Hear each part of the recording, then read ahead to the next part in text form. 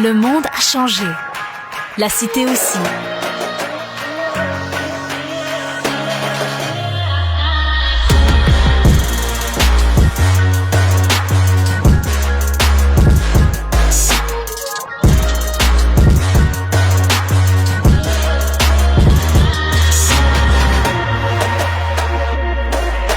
Le Collège La Cité. Prêt pour demain. Bon après-midi, c'est Albert Kayoum avec vous au Facebook Live de La Cité en direct.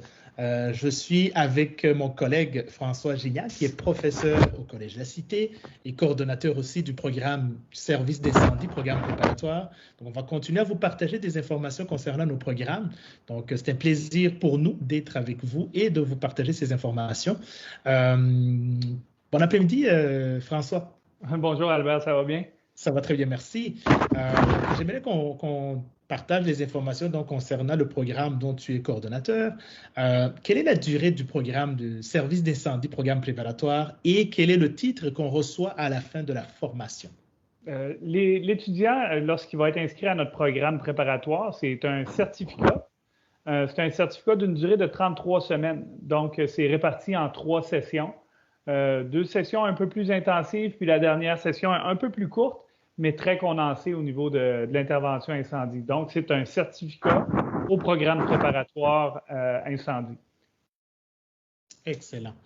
Au niveau, quand on termine la formation, quelles sont les accréditations qu'on peut recevoir à la fin du programme?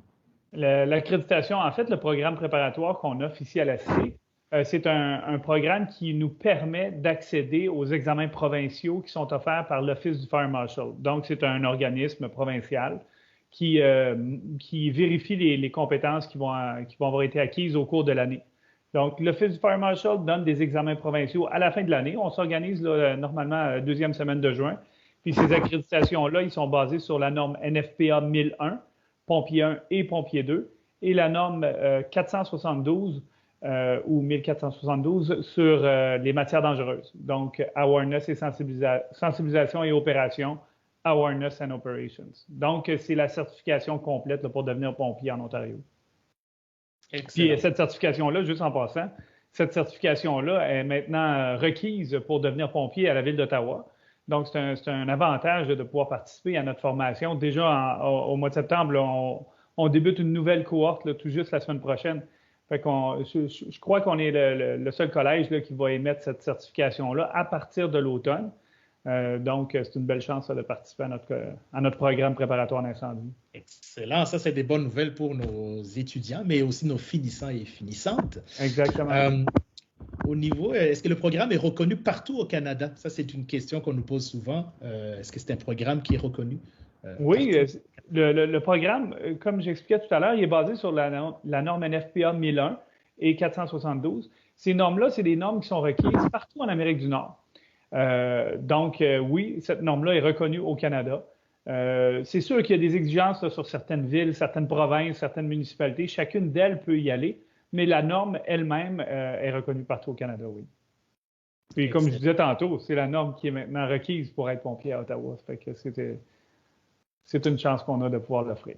Excellent. Et tu as déjà parlé de la Ville d'Ottawa. Au niveau nous avons des finissants et finissantes qui viennent juste de terminer leur programme. Quelles sont les perspectives d'emploi dans le domaine? Avec Perspective Emploi Canada, j'ai fait la petite vérification, puis on mentionne la notion acceptable. Donc, il y a un équilibre entre les emplois et le nombre de postulants. C'est pas facile de devenir pompier, on peut pas se cacher ça, mais c'est quand même possible, puis l'emploi est intéressant. La Ville d'Ottawa est un très bon employeur. Au cours des années, ils font des concours régulièrement, c'est à tous les 2 ans environ.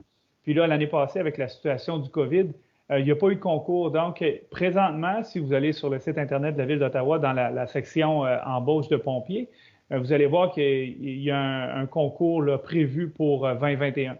Donc, c'est une belle opportunité de participer tout de suite à la formation puis être prêt avec les exigences qui sont requises par la Ville d'Ottawa pour devenir pompier là-bas. Excellent.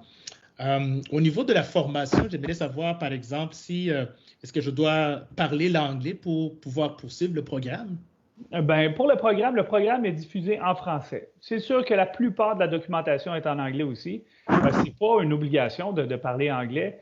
On a des cours de conversation anglaise à l'intérieur de notre programme pour nous permettre d'acquérir ces compétences-là.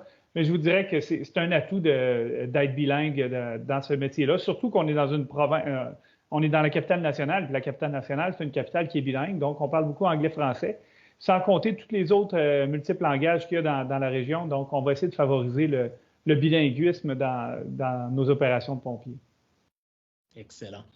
Merci pour ces informations. Je sais que la session d'hiver, nous avons terminé pour la majorité des programmes à distance, vu la situation actuelle de COVID-19. Et dans le cas du programme de service d'incendie, programme préparatoire, il y avait même des cours qui ont été donnés sur le campus, bien sûr, tout en respectant les mesures en place de distanciation. Quels sont les modes de livraison de vos cours à partir de septembre, de la semaine prochaine? Les cours vont commencer le 8 septembre. Oui. On est déjà en train de tout ajuster nos cours. Oui, ça a été un gros changement. On offre les cours, on offre des cours hybrides, donc 50 va être en théorie, en ligne. Puis l'autre 50 va vraiment être en laboratoire, directement sur le campus. Évidemment, on prend toutes les mesures qui sont nécessaires pour respecter la distanciation sociale, les mesures de nettoyage, décontamination. On travaille dans un environnement sécuritaire. Puis, comme vous avez dit tout à l'heure, on a réussi à compléter notre cohorte de l'année passée, tout en respectant la distanciation sociale au cours de l'été. On a terminé au mois de juillet. Ça a été un petit peu plus long.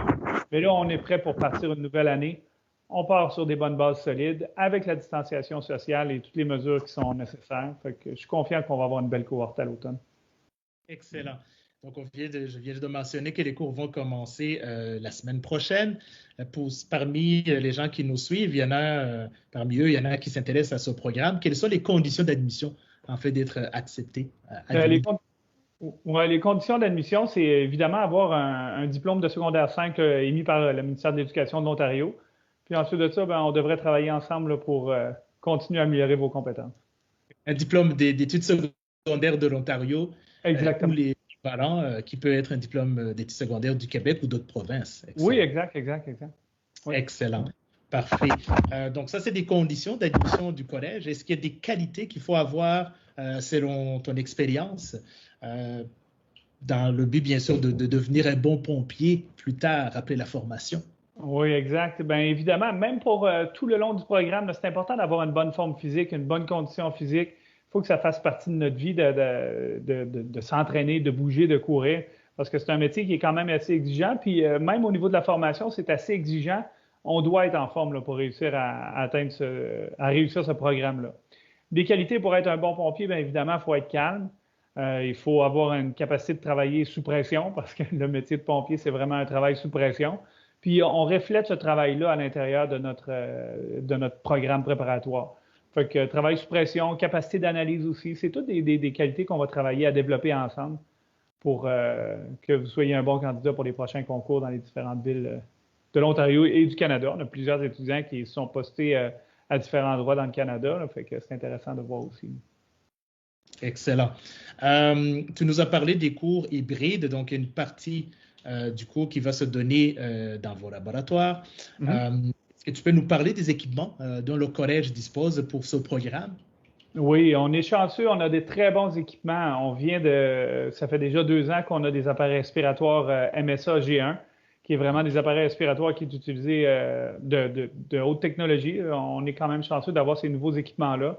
On a une autopompe qu'on peut servir pour notre formation justement en autopompe et lors de nos interventions incendie. On a une structure extérieure qui nous permet de faire des simulations, puis même avec les différents autres programmes policiers et paramédics, on va travailler à faire des stages synthèse en groupe. On a cette chance-là de travailler interdisciplinaire. Fait qu'on a des structures là-dessus. À l'intérieur, on a une caserne de pompiers. On a des cachettes aussi. On a un petit labyrinthe là, qu'on peut se servir. On a des caméras infrarouges aussi pour justement nous suivre. On va faire des évolutions dans une obscurité complète.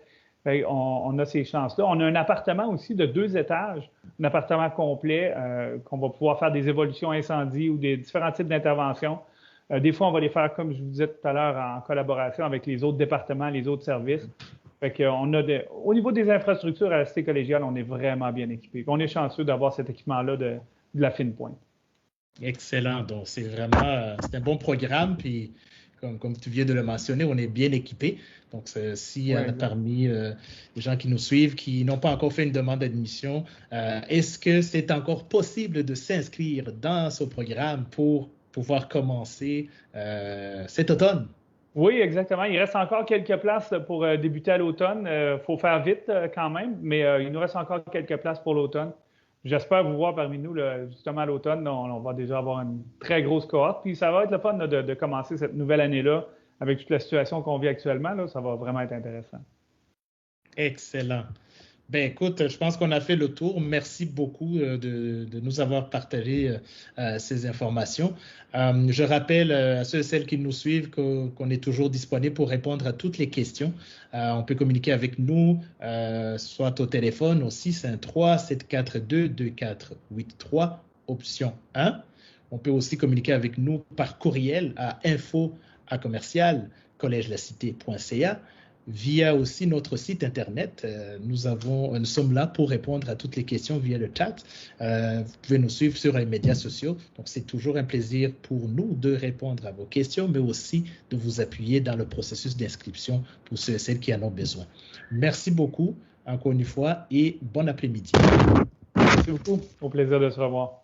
Merci.